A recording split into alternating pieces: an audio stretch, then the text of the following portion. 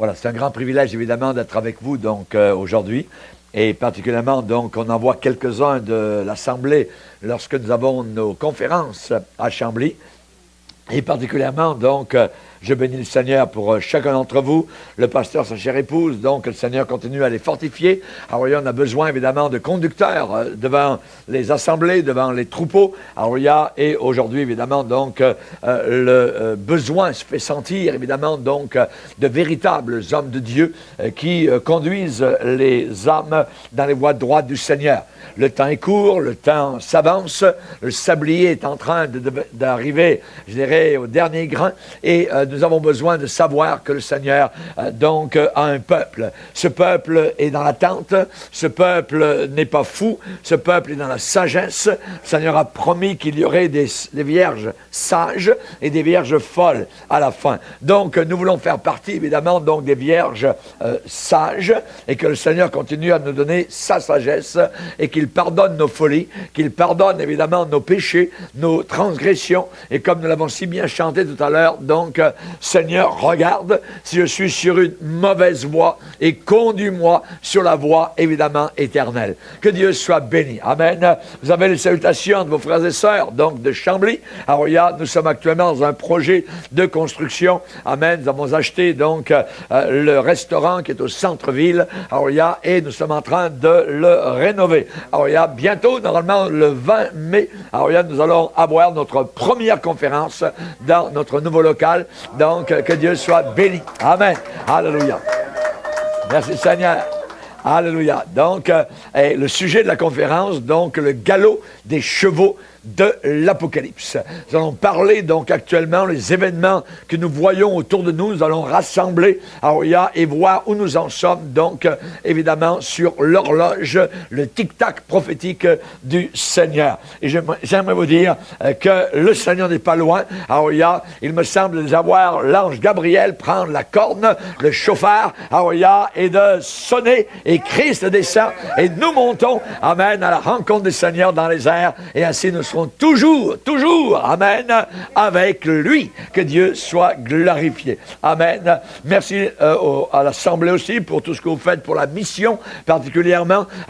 Et je sais que d'une certaine manière, vous y participez ici, et je remercie le Seigneur. Donc, dernièrement, j'étais encore à Haïti, dans une grande mission, et nous avons, moi j'emmène tout le temps des valises pleines de DVD, de CD, de livres, ainsi de suite. Et donc, là-bas, dans cette assemblée, j'ai annoncé que le dimanche, après le culte, eh bien, il y aurait une distribution gratuite, donc, de DVD et de CD. Vous aurez dû voir, amen, le tumulte dans l'assemblée. Il y avait environ 600 personnes qui étaient là présentes. Ils ont littéralement pris d'assaut l'estrade. Alors, le pasteur a essayé de contenir tout ça. Impossible. C'était un mur littéral de mains. Amen.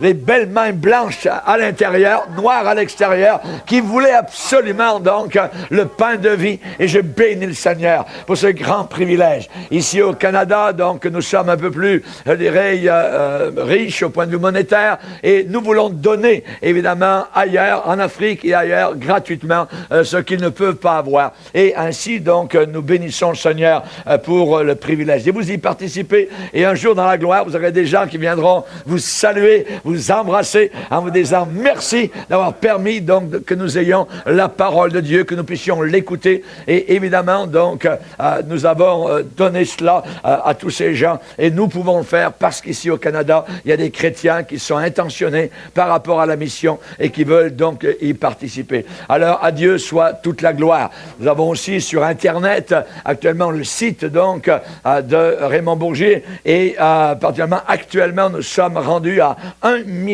500 000 téléchargements. Nous sommes en train donc de bientôt atteindre, je pense durant l'année 2016, 2 millions de téléchargements. Donc c'est beaucoup de personnes donc en Europe, en Afrique, en Russie. On a des emails d'Australie, de partout autour de la terre, où les gens peuvent écouter en français la parole de Dieu, et cela fait beaucoup de monde donc qui actuellement se rend compte de cette famine de la parole de Dieu actuellement, et beaucoup de gens donc par rapport à l'apostasie qui est en train de balayer le monde entier, puisque la Bible parle qu'à la fin des temps, il y aurait une immense apostasie, et ce ne sont pas les païens qui apostasient, ce sont les chrétiens qui se détournent de la véritable parole de Dieu, de la sainteté que Dieu demande, de la pureté corporelle, la pureté d'esprit, la pureté doctrinale que le Seigneur nous demande de garder jusqu'à la fin. Cet évangile, il y a un si, évidemment, nous sommes sauvés, mais l'apôtre Paul a dit, cet évangile vous a sauvés, cet évangile vous a bénis, pourvu que vous le gardiez tel quel, sans y toucher, voyez, et ainsi vous allez être sauvés. Nous ne devons pas le modifier, nous ne devons pas le changer, le métamorphoser, le moderniser, jamais, jamais, on ne touche pas à l'évangile de Dieu. Amen. Et ainsi, cet évangile intégral nous sauve, nous libère, nous purifie, nous n'avons pas besoin des psychologues du monde, nous avons la psychologie de Dieu, amen, qui sur nos genoux nous libère, bénit nos familles, nos foyers, problèmes matrimoniaux, tout cela est résolu dans la parole de Dieu. Nous avons besoin de retourner à la salle de prière, au jeûne, à la prière, de combattre les puissants de mensonges, d'impureté, les puissants diaboliques qui combattent le cœur du chrétien aujourd'hui. Nous sommes plus que vainqueurs, c'est à eux à reculer et nous à avancer. Jésus a dit, je vous ai donné le pouvoir de marcher sur, pas de se faire marcher sur, mais vous de marcher sur les serpents, les scorpions et toute la puissance du diable, et rien, R-I-E-N, rien ne pourra vous nuire. Alléluia! Alléluia! Que Dieu soit glorifié, que Dieu soit béni. Alléluia! Merci Seigneur. Donc bientôt je vais retourner en mission dans les Caraïbes, particulièrement donc à côté de la Guadeloupe, à la Martinique, et là-bas aussi ils ont besoin de la parole de Dieu. Ils sont sortis, nous travaillons avec plusieurs églises, mais plusieurs églises actuellement sont en train de sortir du mouvement écuménique. Et c'est là quelque chose, évidemment, qu'ils ont remarqué. Toute association avec l'Église catholique romaine est une association de mort. Et l'on peut dire, comme le prophète de l'Ancien Testament, la mort est dans le pot. Le moment où vous êtes associé à une religion qui est diabolique, avec un pape qui déclare que toutes les religions de la terre sont bonnes, vous avez affaire avec un ange de Satan déguisé en apôtre de Christ. Et nous avons besoin de sortir, évidemment, de tout cela. Et pourquoi? Parce que la Bible nous donne la vérité, et cette Église ne change pas. Cette Église sera présente lorsque l'Antéchrist régnera ici-bas sur cette terre et que nous serons au ciel. L'Église ne passera pas par la grande tribulation. L'Église va être enlevée avant la grande tribulation. À Dieu soit la gloire. À chaque instant, Jésus peut venir avant même la fin de cette réunion. On peut être enlevé dans la gloire puisqu'il revient comme un voleur. Nous n'attendons aucun signe. Nous les chrétiens n'attendons aucun signe. Les signes que nous voyons sont pour la venue de Jésus-Christ, visible au monde entier, avec nous, quand nous reviendrons pour régner avec Christ pendant 1000 ans sur cette terre totalement renouvelée. Amen. Et ce sera un règne de gloire où Jésus, à partir de Jérusalem, va régner sur le monde entier. Que Dieu soit béni. Amen. Pour nous chrétiens, eh bien, nous attendons le Seigneur à chaque instant. Quand vous mettez votre tête sur l'oreiller le soir, avant de dormir, ça peut vous arriver pendant la nuit. Alors vous êtes mieux d'être en règle avec le Seigneur. Amen. Alléluia. Gloire. Est-ce qu'on est prêt pour la parole de Dieu? Oui. Amen. On va se lever ensemble, si vous voulez bien. On va lire les Saintes Écritures.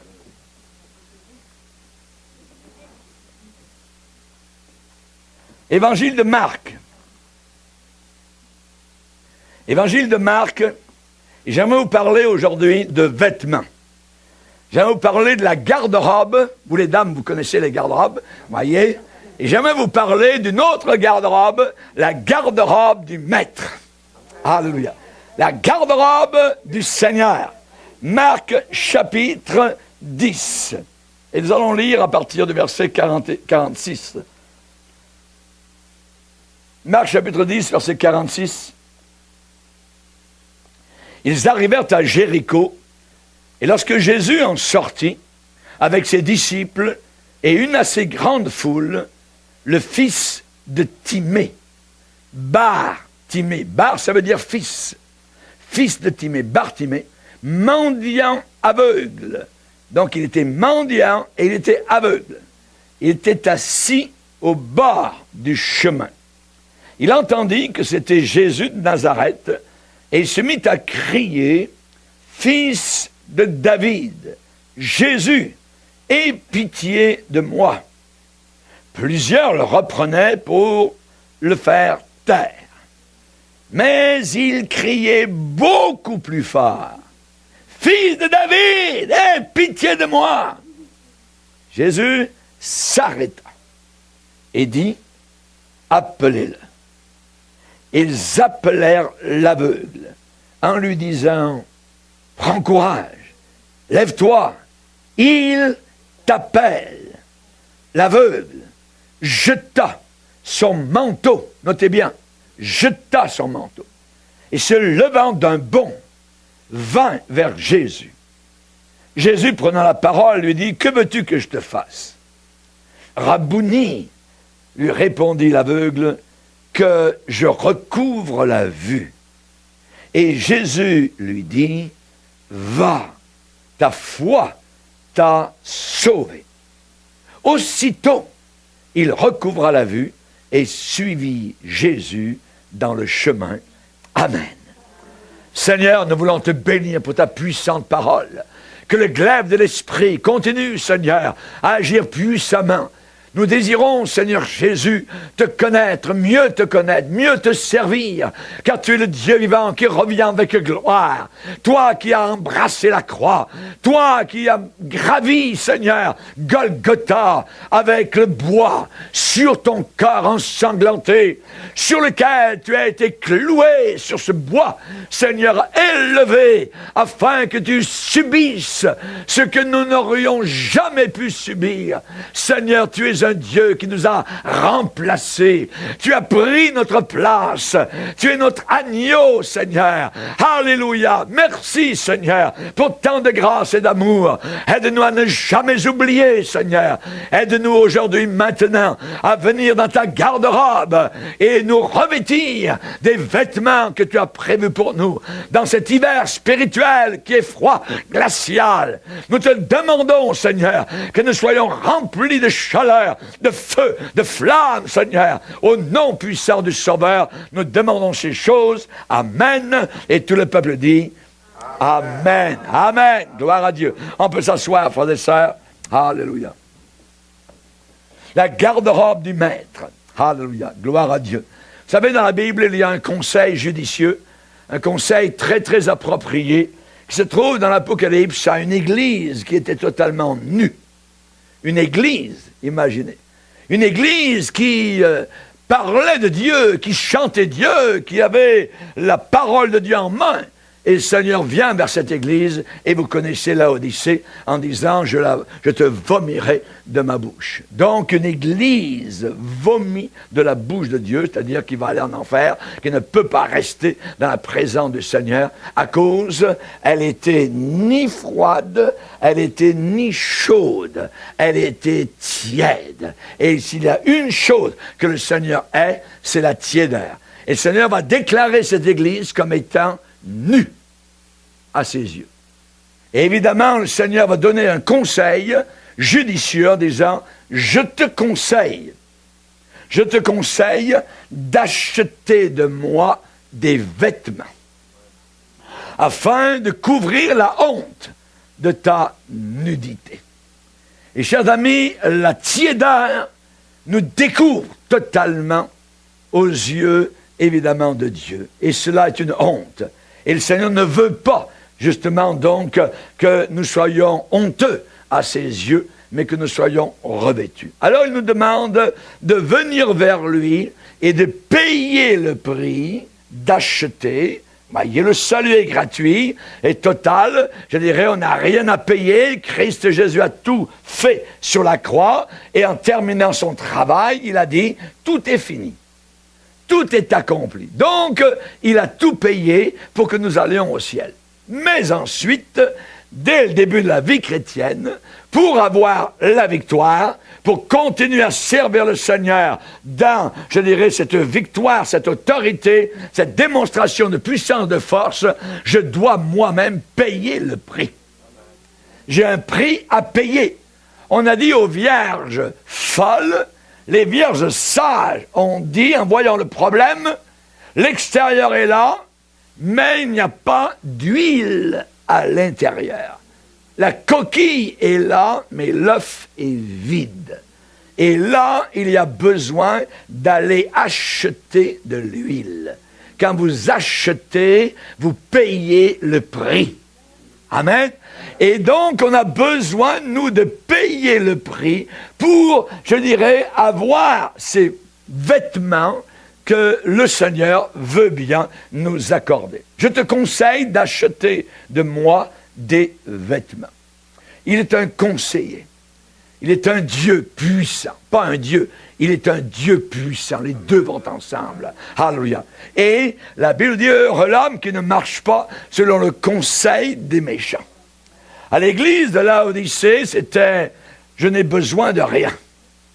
Et le Seigneur dit, je te conseille d'acheter de moi des vêtements. Voyez, qu'est-ce qui se passe actuellement?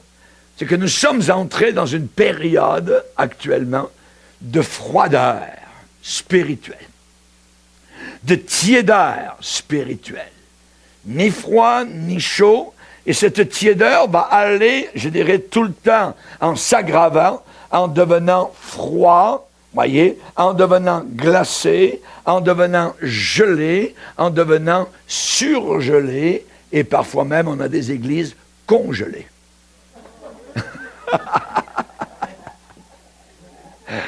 Le Seigneur a dit, l'amour du plus grand nombre se refroidira. Est-ce que Jésus parle des païens? Non! Les païens n'ont jamais eu l'amour agapé du Seigneur. On parle ici des chrétiens. L'amour du plus grand nombre de chrétiens se refroidira.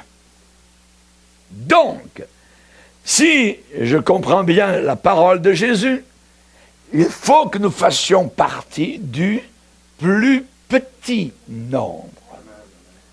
Si le plus grand nombre se refroidit, moi, je veux faire partie du plus petit nombre qui va rester bouillant, enflammé, combattant, militant, résistant. Alléluia. On a besoin aujourd'hui des légionnaires du Seigneur. Alléluia. On a chanté, vous avez chanté ce matin, l'armée du Seigneur, l'armée de Dieu, soldats de Dieu. Et l'apôtre Paul a regardé ces soldats romains, avec l'équipement, avec le casque, avec l'armure. Amen. Il a regardé ceux qui, évidemment, le gardaient lui-même en prison, très souvent. Et le Saint-Esprit lui a dit, il faut que le chrétien, spirituellement, soit comme ces soldats aguerris, un bouclier, un casque, une cuirasse, des souliers serrés. Après, à la bataille, ces soldats romains étaient des tueurs. C'était des combattants. Ils n'avaient rien à perdre. Ils étaient entraînés. Et nous avons besoin de prendre le glaive de l'esprit et de le planter dans les flancs du diable, des démons de l'enfer, de les dévoiler, comme vous l'avez chanté ce matin, et que nous avons la force de chasser les puissances diaboliques. Alléluia. On a affaire à des entités qui sont mauvaises, qui sont mensongères, qui sont destructrices, qui sont impures. On a besoin d'avoir la victoire. Et c'est la raison pour laquelle nous devons être de bons soldats du Seigneur Jésus-Christ. Sache que dans les derniers jours, Timothée, il y aura des temps difficiles. Les hommes seront égoïstes. Regardez autour de vous. L'égoïsme est terrible, d'une façon inimaginable autour de nous. Et ça va continuer à augmenter. Égoïste, ami de l'argent, fanfaron, hautain, blasphémateur, rebelles à leurs parents, ingrats, irreligieux, insensibles, déloyaux, calomniateurs, intempérants, cruels, ennemis des gens de bien, traîtres, emportés, enflés d'orgueil, aimant le plaisir plus que Dieu. Aimant le plaisir plus que Dieu. Au lieu de venir à la réunion, il s'arrête devant la télévision. Il y a une différence entre réunion et télévision. La Bible dit, n'abandonnez pas votre assemblée, vos rassemblements, comme c'est la coutume de quelques-uns. Si la télévision a plus d'attraction que la réunion, vous avez un grave problème. Parce qu'une fois qu'on est sauvé, il n'y a rien qui égale la joie, le bonheur de se rassembler, de chanter, de venir dans la présence du Seigneur Jésus-Christ. Alléluia! Alléluia! Merci Seigneur. Chers amis, nous sommes entrés dans une saison rigoureuse d'un hiver spirituel. Et nous devons absolument être chaudement vêtus. Être vêtus chaudement. Alors nous allons ce matin aller faire un tour dans la garde-robe du maître. Et nous allons prendre des vêtements chauds. Amen. Pour ne pas se faire refroidir par ceux et celles que nous voyons autour de nous. Alléluia. Nous voulons les vêtements du Seigneur. Et nous allons remercier le Seigneur de nous avoir débarrassés premièrement du manteau du mendiant. Bartimée, quand il a entendu Jésus, que c'était Jésus qui passait, il a jeté son manteau. Un manteau qui pue, un manteau qui est plein de trous, un manteau qui est délabré, déchiré. Il a jeté son manteau pour aller vers Jésus-Christ. Quand nous sommes venus, quand tu es venu vers le Seigneur Jésus, tu as jeté ce manteau-là, ce manteau d'aveugle. Tu ne voyais pas, tu ne comprenais pas. Le diable te menait par le bout du nez. Nous étions des mendiants. Nous étions asservis à toute espèce de passion, de convoitise. Nous étions des rebelles. Nous étions sans force. Nous dit Éphésiens chapitre 2. Nous étions aveugles, sans aucune espérance. Nous étions sans Jésus-Christ. Étrangers aux promesses de Dieu. Nous étions privés du droit de citer dans la ville de gloire.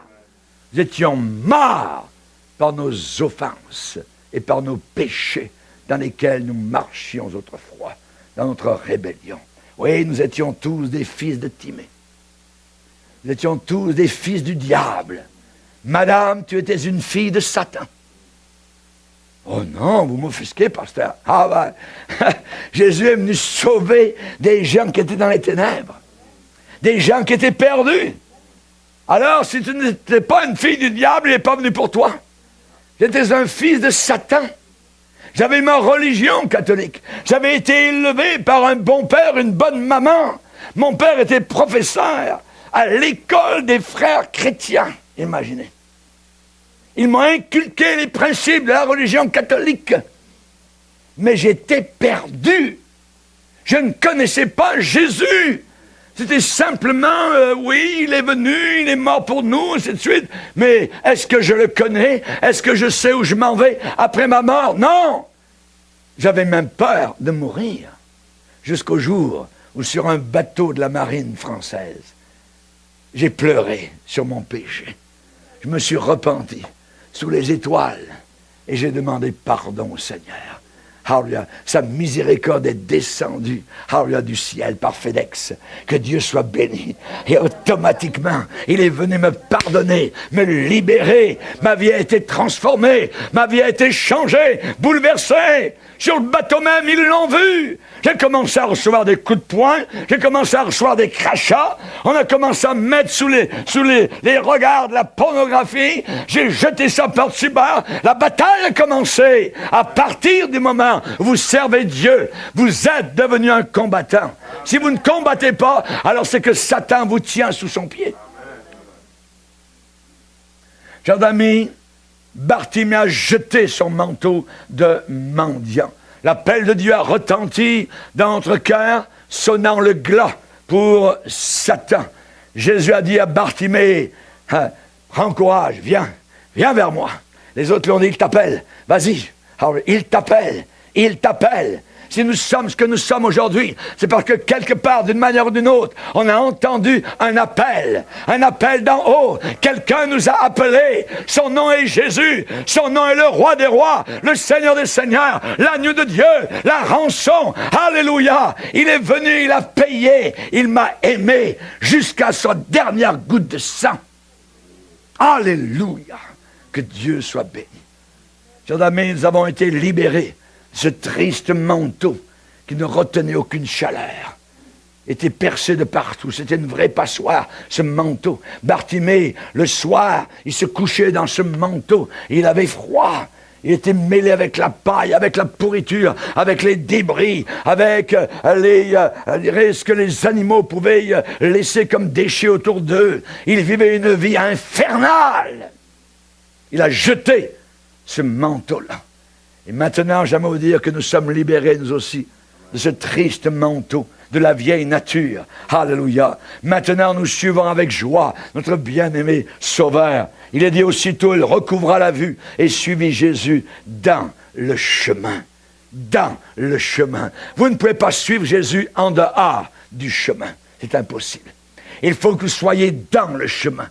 Pas dans le chemin le dimanche matin, dans le chemin le dimanche soir, le lundi, le mardi, le mercredi, quand personne ne vous voit, quand le pasteur n'est pas là, vous devez rester dans le chemin. Ce chemin est étroit, ce chemin est resserré, il y en a peu qui le trouvent. Alléluia. Chers amis, vous vous rappelez quand le fils prodigue est revenu à la maison du Père? Le Père a fait la fête à la maison. Il a dit aux serviteurs, apportez-lui la plus belle robe. Apportez-lui la plus belle robe, le plus beau manteau. Et vous qui avez été sauvés, vous avez été revêtus du plus beau manteau, alléluia, qui puisse exister. Le salut de Dieu. Vous êtes enveloppés de lumière. Vous êtes enfants de lumière. Vous êtes enfants de Dieu. Vous n'êtes plus enfants du diable. Vous n'êtes plus enfants de l'impureté. Vous n'êtes plus enfants de la rébellion. Vous êtes enfants de la soumission. Alléluia. Alléluia. Rappelez-vous, Jésus a raconté l'histoire d'une noce, alléluia, en parlant du ciel là-haut dans la gloire. Et donc, il a raconté en disant, le royaume des cieux est semblable à un roi qui a fait des noces pour son fils. Et il y a un roi dans la gloire, qui s'appelle Dieu le Père. Et il a préparé des noces pour son fils. Alléluia. Pourquoi? Parce que son fils va se marier. Avec qui? Avec l'Église de Dieu, avec vous et moi, dans la gloire éternelle. Alléluia. Mais pour entrer dans la salle des noces, il y a une condition. Et Jésus a raconté, pour imager la chose, il a dit que, alors que la salle des noces était prête, le roi entra pour voir ceux qui étaient à table. Et il aperçut là un homme qui n'avait pas revêtu un habit de noces. Il n'avait pas l'habit de noces. Il lui dit, mon ami, comment es-tu entré ici sans avoir un habit de noces? Il est dit, cet homme eut la bouche fermée. Vous avez entendu autour de vous les gens qui disent, je vais m'arranger avec le boss là-haut dans le ciel, on va s'arranger, tout ça. Tu ne t'arrangeras pas. L'arrangement doit avoir lieu hors cours. Ah oui. Parce que si tu vas en cours, tu seras condamné. Ah oui. Il faut absolument avoir l'habit de noces. Et cet habit de noces se trouve à un seul endroit, au calvaire. C'est là que nous recevons l'habit du salut, l'habit de la joie, l'habit de la noce, des noces. Alléluia. Achète de moi des vêtements. Premier manteau que maintenant nous avons besoin d'avoir, c'est le manteau du Saint-Esprit. Le manteau de l'Esprit. Vous vous rappelez quand Élie est monté au ciel? Il est monté au ciel sans passer par la mort. Dieu est venu le prendre en dessous des pieds et un char de feu l'a fait monter au ciel avec des chevaux de feu qui étaient en avant. Élisée, son serviteur, a vu la scène et il a vu Élie monter au ciel. Et Élie, en montant, a laissé tomber le seul vestige qu'il allait laisser sur la terre, son manteau. Et Élisée a relevé le manteau que Élie avait laissé tomber. Ce manteau, c'est le manteau de l'Esprit. Qu'est-ce que Élie avait fait avec ce manteau? Avec la puissance du Saint-Esprit. Il venait d'arriver au Jourdain et il a pris le manteau et il a frappé avec ce manteau le Jourdain qui s'est ouvert en deux. Et les deux hommes ont passé au travers du Jourdain à sec. Et derrière eux, choc, le Jourdain s'est refermé. Et Élisée, après le départ d'Élie, a dit, où est le Dieu d'Élie? Élie a disparu, mais son Dieu est-il encore là? Les apôtres ont disparu. Nos pères dans la foi ont disparu. Mais le Dieu de nos pères, le Dieu des apôtres, le Dieu de Martin Luther, le Dieu de Wycliffe, le Dieu de Timothée, le Dieu de Jacob, le Dieu de Michée, est-il encore là? Alors il a pris le manteau, il devait repartir, et il a frappé le Jourdain de nouveau. Et chou, le Jourdain s'est ouvert. Nous avons besoin absolument actuellement du manteau du Saint-Esprit.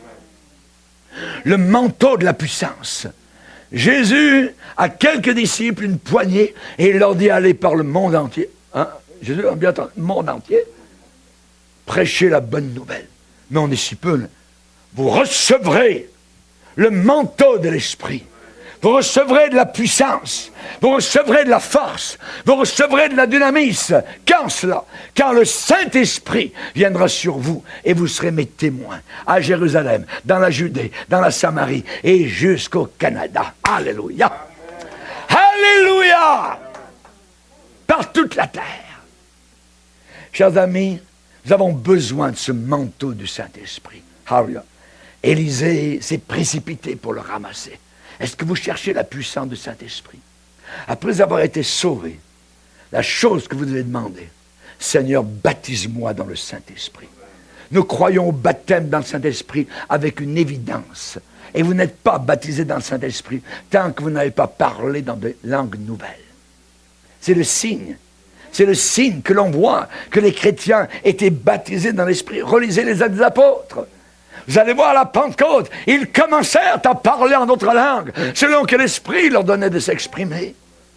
Quand les apôtres avec Pierre étaient présents là dans une maison en train de prêcher l'Évangile, pendant la prédication, soudain l'Esprit de Dieu est tombé et les gens qui pour la première fois entendaient parler du Seigneur ont commencé à parler dans de nouvelles langues. Imaginez. Alors les chrétiens qui étaient venus avec Pierre ont su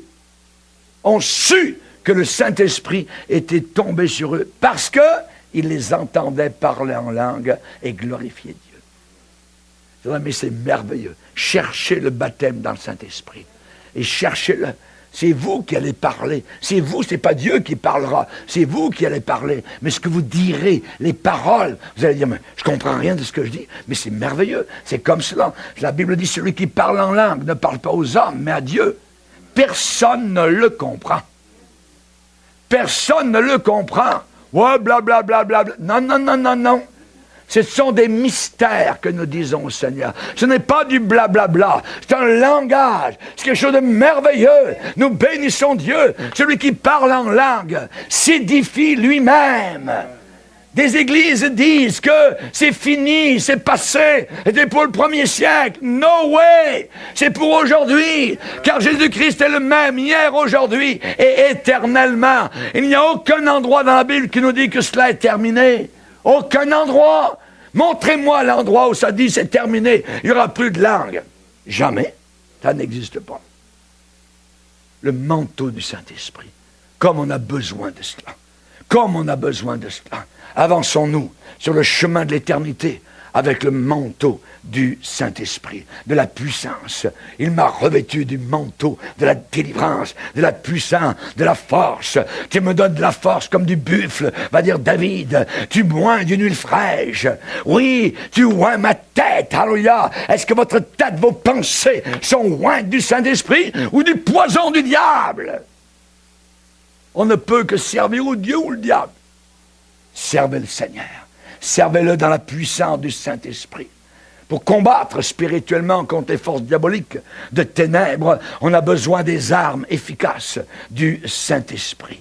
Ce n'est pas par la force humaine, ce n'est pas par la pensée humaine, c'est par la puissance du Saint-Esprit que nous renversons toute hauteur qui s'élève contre la connaissance du Seigneur. Alléluia. Un vêtement de louange au lieu d'un esprit abattu. Que des chrétiens aujourd'hui ont l'esprit abattu. Il faut une dépression, ils vont voir, monsieur le pharmacien, ça me prend des pilules, ne peut plus dormir, antidépresseurs, tout ça. Mais où est votre Dieu? Où est votre Dieu? La Bible dit qu'il m'a revêtu d'un vêtement de louange. Il m'a revêtu d'un esprit de louange au lieu d'un esprit abattu. Le monde est abattu autour de nous. Le monde a peur de la prochaine guerre atomique. Le monde a peur, mais nous sommes dans la joie. Je suis dans la joie quand on me dit « Allons à la maison du Seigneur ». Ah, encore venir au réunion, j'irai une autre fois. Oh non, faut pas répondre comme ça. Oui, je vais y aller. C'est merveilleux.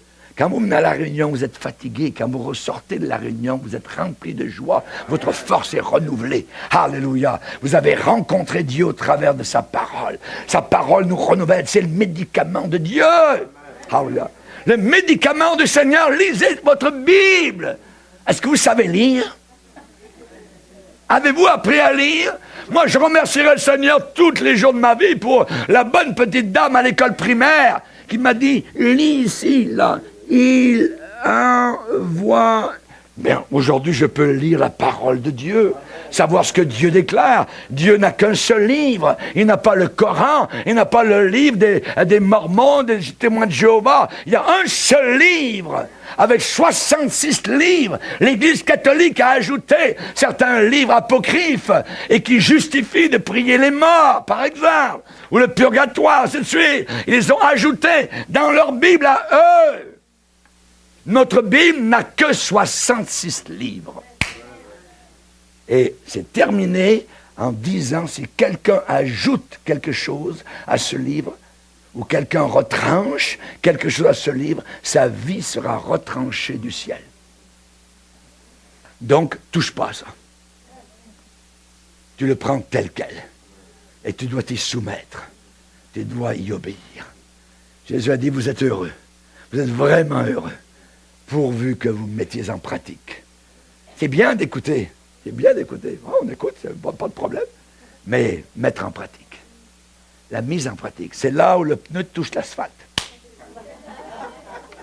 Quand vous êtes tout seul, chez vous, et quand le diable vient vous attaquer, quand il est là, dans le salon, dans la cave, dans le grenier, sous la douche, il est là partout, et il veut vous faire tomber dans le péché. Internet, faites bien attention. Vous entrez au bout des doigts dans le domaine de Satan. Attention où vous allez. Le manteau de l'Esprit, le manteau du Saint-Esprit. Quand l'ennemi viendra comme un fleuve, l'Esprit de l'Éternel le mettra en fuite. Alléluia. Si vous avez le manteau de l'Esprit, si vous avez le manteau du Saint-Esprit, pas seulement connaître cette puissance, mais en être revêtu, comme un manteau. Vous savez, vous avez des manteaux, l'hiver, et il y en a que vous aimez bien, et d'autres vous aimez moins bien. Pourquoi il y en a que vous aimez bien? Parce qu'il y en a qui vous sion bien. Vous rentrez les mains dedans, hop, tchou, ça, oh, vous êtes bien. Ça, le manteau de l'Esprit, quand vous mettez vos deux bras dedans, touc, oh, ça on sent bien dedans. Ah oui, on est bien. Il y a de la chaleur, il y a de la joie, il y a de la paix, il y a de la pureté, il y a de la puissance. Amen, il y a de la victoire, il y a de la vérité. Merci Seigneur. Deuxième manteau. On va aller dans la garde-robe du maître, prendre un deuxième manteau. Le premier, c'est le manteau de l'Esprit. On a jeté le premier manteau de Bartimée, du mendiant. Maintenant, on va aller prendre le deuxième manteau. Le deuxième manteau, c'est le manteau de l'amour. N'oubliez jamais votre carte d'identité. Votre carte d'identité de chrétien, c'est l'amour. À ceci, on vous reconnaîtra les uns les autres si vous aimez les uns les autres. Si vous vous haïssez les uns les autres, ça ne va pas bien. Vous avez déjà vu des brebis se mordre les unes les autres? Les loups, parce qu'ils ont des dents acérées. Les lions, les tigres, voyez, eux, ils peuvent se battre, parce que c'est leur nature. Mais nous sommes des brebis. Nous faisons... Bah. Alors une brebis qui va engraffiner une autre à côté, ça va pas bien. On dirait que ça ne fit pas, voyez. Alors on a besoin du manteau de l'amour. J'aimerais qu'on lise un passage dans Genèse chapitre 9. Genèse chapitre 9. Il est arrivé quelque chose à Noé après le déluge, au verset 20. Genèse chapitre 9, verset 20. Noé commença à cultiver la terre et planta de la vigne. Il but du vin, s'enivra et se découvrit au milieu de sa tente. Voyons donc. Cam, ou Cham, père de Canaan, vit la nudité de son père et il le rapporta dehors à ses deux frères. Alors, Sem et Japheth prirent le manteau, et le mirent sur leurs épaules, marchèrent à reculons et couvrirent la nudité de leur père. Comme leur visage était détourné, ils ne virent pas la nudité de leur père. Lorsque Noé se réveilla de son vin, il apprit ce que lui avait fait son fils cadet. Et il dit, maudit soit Canaan, qu'il soit l'esclave des esclaves de ses frères. Il dit encore, béni soit l'Éternel, Dieu de Sem, et que Canaan soit leur esclave. Que Dieu étende les possessions de Japheth, qu'il habite dans les tentes de Sem, et que Canaan soit leur esclave. Le manteau de l'amour. Qu'est-ce qui est arrivé? Une mésaventure à Noé. Noé planta une vigne. Les conditions météorologiques, tout a été bouleversé après le déluge. Et peut-être que Noé ne savait pas, je ne sais pas, que le vin en fermentant était alcoolisé. De toute façon, ce qui est arrivé, c'est que Noé a bu. Et pouf, il s'est enivré. Et là, il s'est dénudé dans sa tente. Et donc, la mésaventure de Noé a mis en lumière les sentiments qui animaient ses fils. Il y en avait 3. 2 l'aimaient vraiment, Sem et Japheth.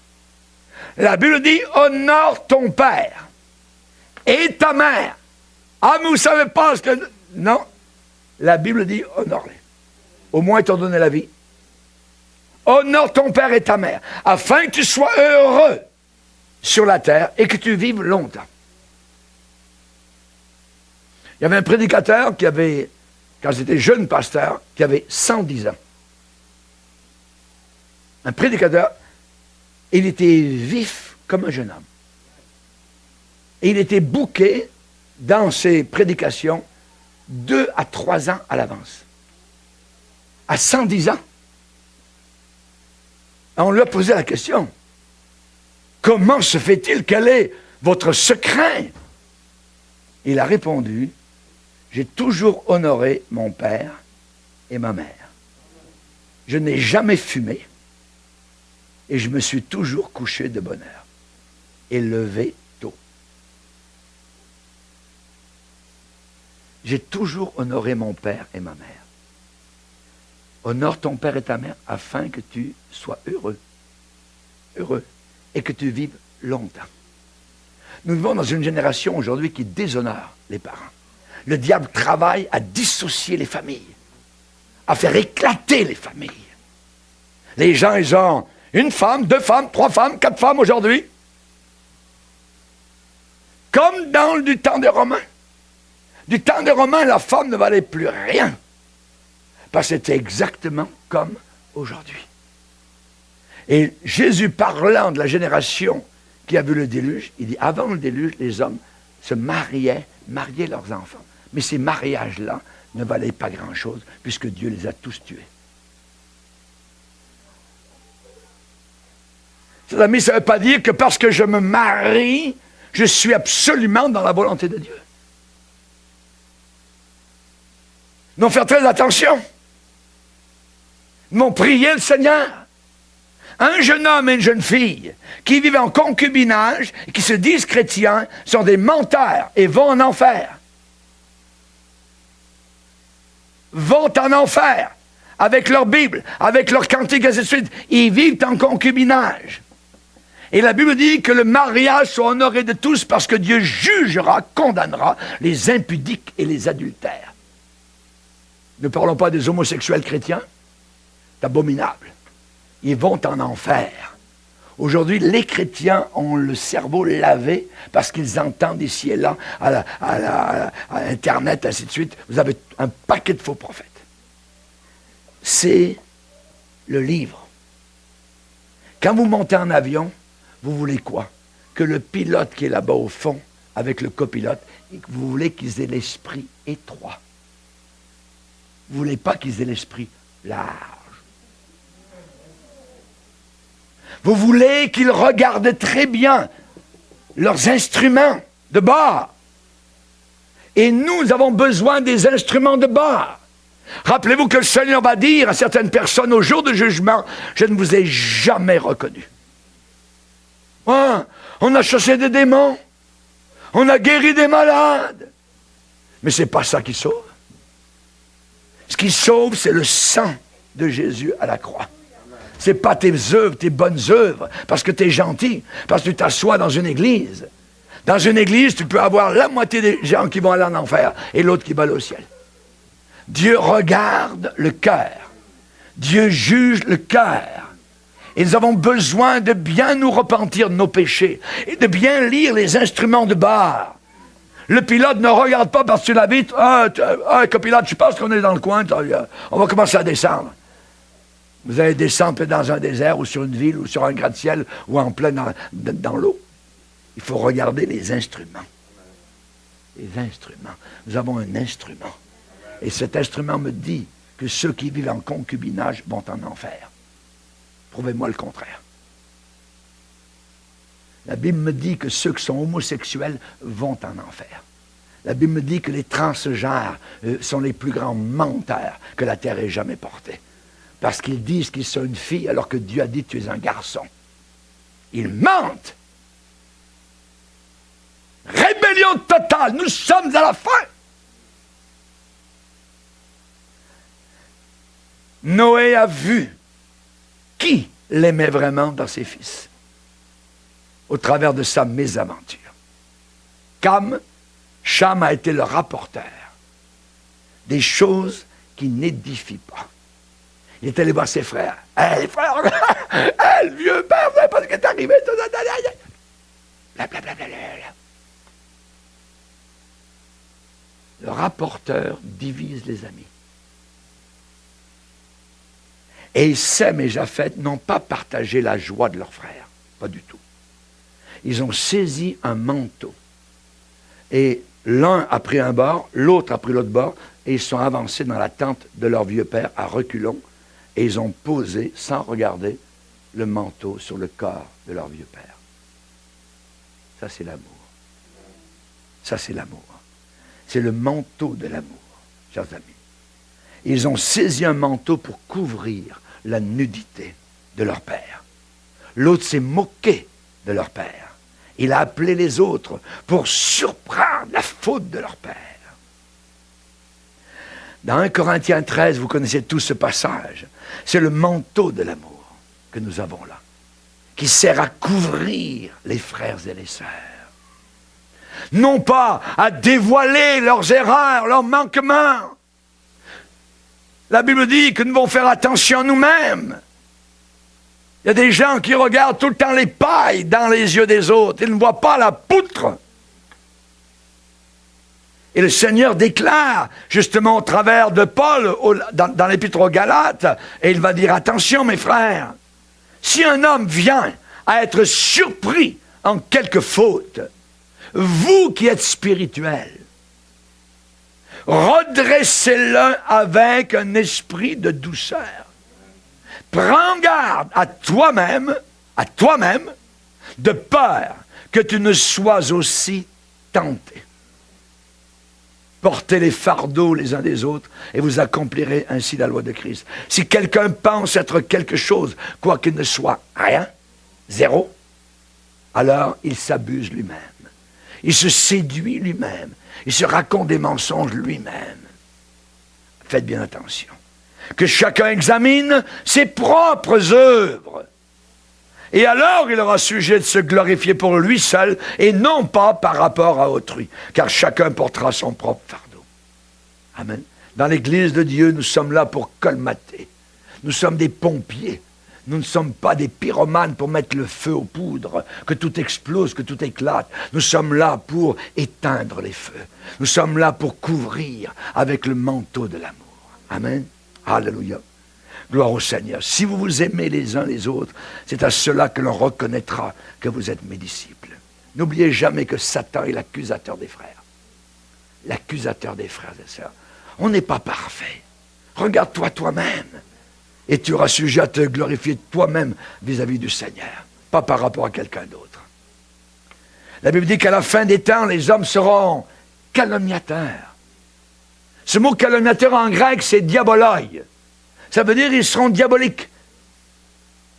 Ils seront calomniateurs. Ils attaqueront. Et ils voudront évidemment donc dire des mensonges, trouver toutes sortes de failles, de fautes, ainsi de suite. Le manteau de l'amour couvre, au contraire. Troisième manteau, le manteau de la consécration. Être consacré. Lisez avec moi dans Juge 8, verset 25.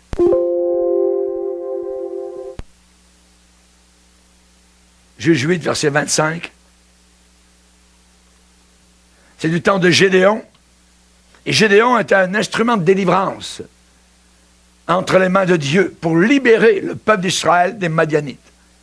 Et pour le récompenser, les Hébreux ont supplié Gédéon de dominer sur eux. Hé Gédéon, domine sur nous, c'est merveilleux. Tu as un instrument de délivrance entre les mains du Seigneur, domine sur nous.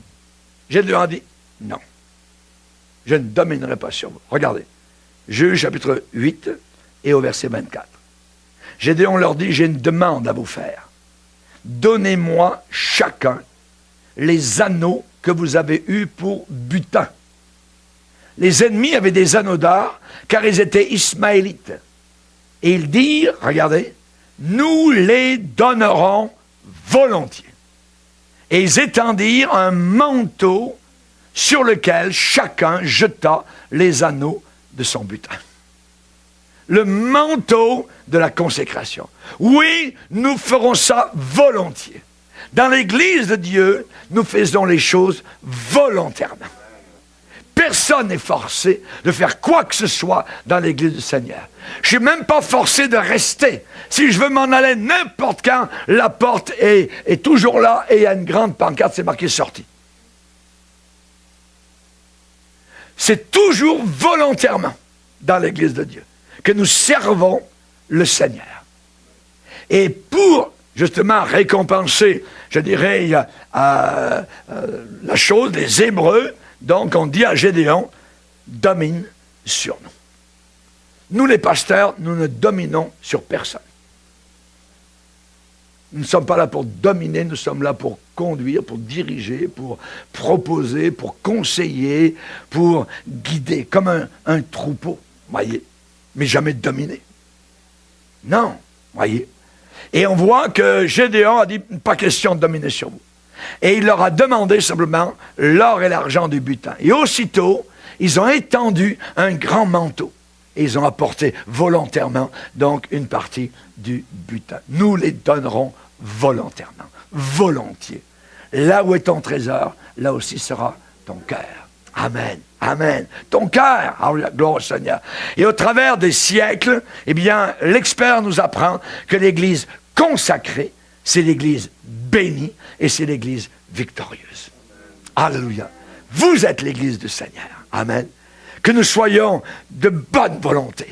Le peuple de Dieu doit être un peuple, non pas qui rebiffe, non pas qui recule, mais de bonne volonté. Oui. Alléluia. Oui. Que votre oui soit oui, que votre non soit non. Voyez. Alléluia. Gloire au Seigneur. Et j'aimerais vous dire qu'une des parties de cela, dans l'Église de Dieu, que j'ai appris dès le début de ma vie chrétienne, environ 50 ans, c'est la dîme et les offrandes. Dieu a dit dans Malachie, vous me volez. On te vole, Seigneur, on est des voleurs. Oui, vous me volez dans les dîmes et les offrandes. Et Dieu va les défier, va dire, faites, payez vos dîmes et vos offrandes, et vous verrez si je n'ouvre pas pour vous les fenêtres du ciel, et si je ne répands pas sur vous la bénédiction en abondance. Ceux qui viennent d'un milieu religieux, d'un milieu catholique, protestant, et qui sont venus à la connaissance de Jésus-Christ, ils ont été habitués à donner les pinottes au Seigneur. Les boutons, voyez. Mais quand on vient à Jésus-Christ, c'est votre salaire et vous faites le calcul facile, 10%. 1 000 $, 100 $. 2 000 $, 200 $ qui ne vous appartiennent pas. Parce que c'est Dieu qui vous a permis de gagner cela. Il suffit qu'il vous plaque à l'hôpital et vous allez voir si l'argent va continuer à rentrer. C'est bien difficile. C'est lui qui vous donne la force. Et cela, il faut être sérieux avec Dieu. Oh, mais j'en ai... C'est trop, là. Moi, c'est des rackets dans l'église. C'est les païens qui disent ça. Nous obéissons au Seigneur. Nous obéissons. Tu gagnes 3 000 $, 300 $ viennent à Jésus-Christ. Et t'es mieux de les donner vite. L'autre jour, il y a un frère qui vient. Pasteur, je vous donne ma dîme, c'était environ le mercredi, je vous donne ma dîme de dimanche, parce que je ne sais pas s'il il avait peur d'en reprendre. Je dis, pas de problème, donne-moi-la. On va la mettre dans le panier. Parce qu'il voulait, c'était au Seigneur, et il avait peur d'en reprendre du mercredi au dimanche. Oui. Non, ok, pas de problème. Le Seigneur va pourvoir pour la balance. Il va pourvoir, il est un Dieu. Mettez-moi à l'épreuve, c'est une épreuve. C'est un test. C'est un test. Et tous ceux qui payent leur dîme de façon régulière et générale, c'est des chrétiens heureux qui voient Dieu à l'action. Comment Dieu pourvoit, comment Dieu bénit. Vous ne pourrez jamais, comme on dit en anglais, outgive God. Vous ne pourrez jamais donner plus que ce que Dieu peut donner. Vous verrez, vous allez voir comment Dieu va vous bénir. Vous n'irez bien moins à l'hôpital, vous n'irez jamais à l'hôpital. Votre voiture va fonctionner, voyez, 10 ans, 15, voyons donc, mais pas besoin de la changer. Elle roule bien. Alors, il y a gloire au Seigneur. Et c'est pas un bazou. Amen. Alors, il y a beaucoup de choses. Les enfants. Alors, il y a pas moins de médicaments, ainsi de suite. Toutes sortes de choses arrivent parce que vous êtes fidèles. C'est ici, dans la maison de Dieu, que ça se passe. Amen. Le manteau de la consécration. Le manteau de la consécration. Un autre manteau que nous allons maintenant aller chercher dans la garde-robe du maître, c'est le manteau de l'abondance. Jésus a dit, le diable est venu pour cribler, pour voler, ainsi de suite, mais moi, je suis venu afin que mes brebis aient une vie abondante. Une vie abondante. Amen. Je ne prêche pas l'évangile de prospérité, pas du tout. Je ne vous dis pas parce que vous servez le Seigneur, vous allez devenir des millionnaires, ainsi de suite. Hein, ouais. Non. Mais je vous dis que la vie chrétienne est une vie abondante. Lise avec moi dans Ruth. En Ruth. Juste à droite, un peu plus loin. Ruth, au chapitre 2, ou même 3. Ruth, chapitre 3, verset 14. Il dit que Ruth est allée dans l'air, donc au pied de Boaz, et il est dit, c'était le maître de la moisson, verset 14, elle resta couchée à ses pieds jusqu'au matin, et elle se leva avant qu'on puisse se reconnaître l'un l'autre. Boaz dit qu'on ne sache pas qu'une femme est entrée dans l'air. Et il ajouta, donne le manteau qui est sur toi, et tiens-le. Elle le tint, et il mesura 6 mesures d'orge qu'il chargea sur elle. Puis il rentra dans la ville. Ruth revint auprès de sa belle-mère, Naomi, et dit, « Est-ce toi ma fille ?» Ruth lui raconta tout ce que cet homme avait fait pour elle. Elle dit, « Il m'a donné ces 6 mesures d'orge en disant, « Tu ne retourneras pas à vide vers ta belle-mère. » Alléluia. le manteau de l'abondance. Voyez? Le manteau de l'abondance, c'est que Ruth a fait 2 expériences très différentes l'une de l'autre. Un jour, elle est allée glaner dans un champ. Elle a travaillé, une travailleuse, du matin au soir. Elle a sué. Elle s'est à peine reposée dans la journée et à la fin, elle est retournée vers sa belle-mère, Naomi. Et elle a glané jusqu'au coucher du soleil. Et elle avait récolté 1 épha d'orge.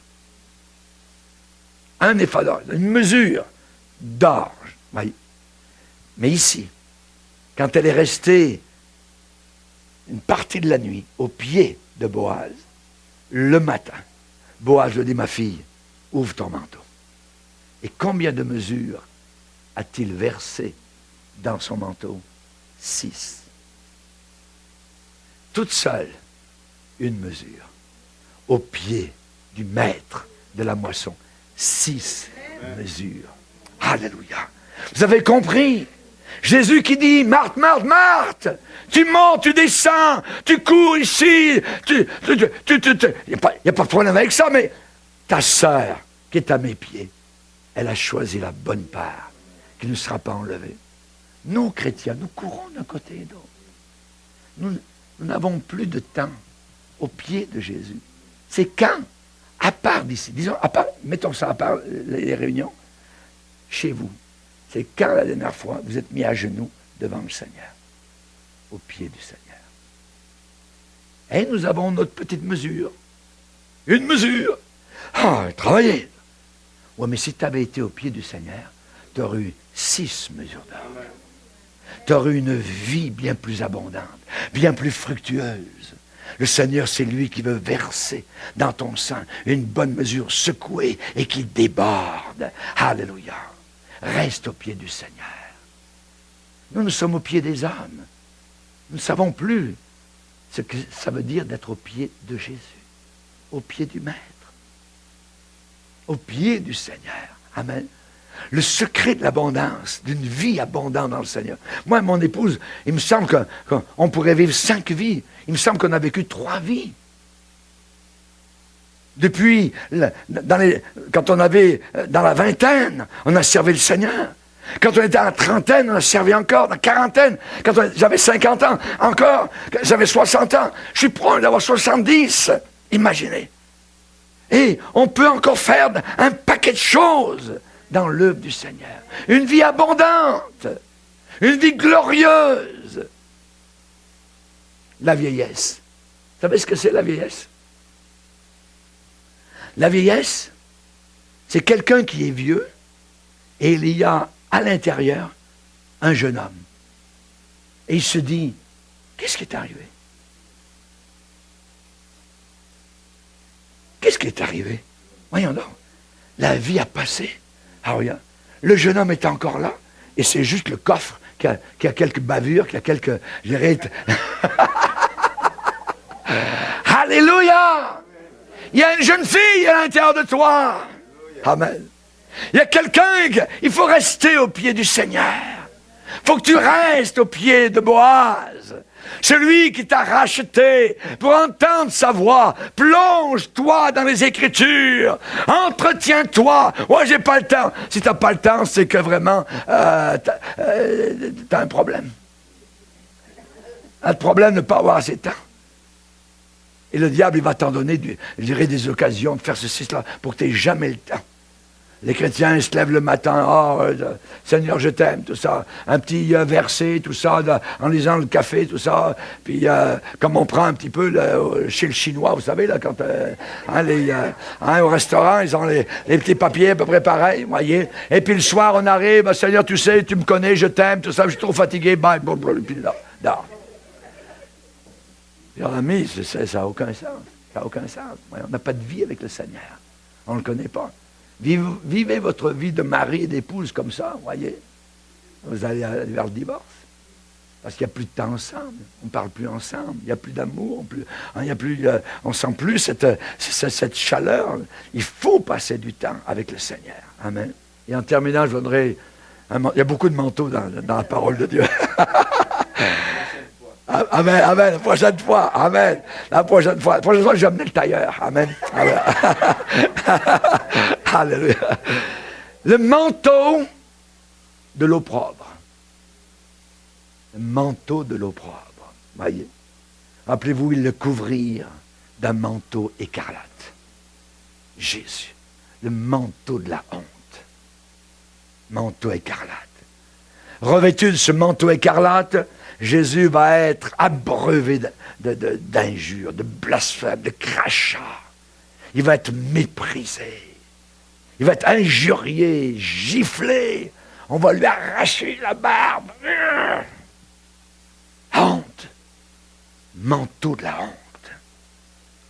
C'est un manteau écarlate qui vous montre aux yeux de tout le monde. Manteau rouge. Manteau des Romains. La Bible dit, vous qui avez été baptisés en Christ, vous avez revêtu Christ. Vous avez plongé vos deux mains, votre dos dans le manteau de la honte. Comme lui. Tous ceux qui veulent vivre pieusement en Jésus-Christ seront persécutés. Si quelqu'un veut me suivre, qu'il prenne son instrument de mort sur lui et qu'il me suive chaque jour, va dire Luc. Chaque jour. Ta croix, ton instrument de mort. Revêtir Christ. Vivre avec Jésus, ça veut dire, sous certains aspects, être méprisé, être moqué, être ridiculisé, être injurié, subir de l'opposition. La Bible dit, sortons donc en portant son manteau, son opprobre, car nous n'avons pas ici-bas de ville permanente, mais nous cherchons celle qui est à venir. Alléluia. J'estime que les souffrances du temps présent n'ont aucune comparaison avec la gloire qui nous attend. Amen. Les difficultés arrivent. Amen. Étienne en a eu, mais il a vu le ciel ouvert. Daniel en a eu, il a mis sa tête dans la crinière des lions. Et le matin, Dieu l'avait sauvé. Alléluia. Moïse aima mieux être maltraité avec le peuple de Dieu que d'avoir pour un temps la jouissance du péché. Pourquoi? Parce qu'il avait les yeux fixés, boltés, alléluia, sur la récompense. Il y a une récompense, mon frère. Il y a une récompense pour toi, ma sœur. Amen. Lâche pas. Il faut aller dans la garde-robe du maître, aller chercher tous ces manteaux. Jette ton manteau de mendiant. Amen. Et saisis le manteau de la puissance du Saint-Esprit. Saisis le manteau de l'amour. Alléluia. Toi-même, tu as été pardonné. Alors nous devons absolument pardonner. Nous aussi. Prenons le manteau de la consécration. Dieu nous donnera le manteau de l'abondance. Donne-moi, amène-moi ton manteau. Ah oui, bon Seigneur. Celui qui épargne à l'excès ne fait que s'appauvrir. Mais celui qui donne, amen, verra le Seigneur agir. Baissons nos têtes et prions Dieu.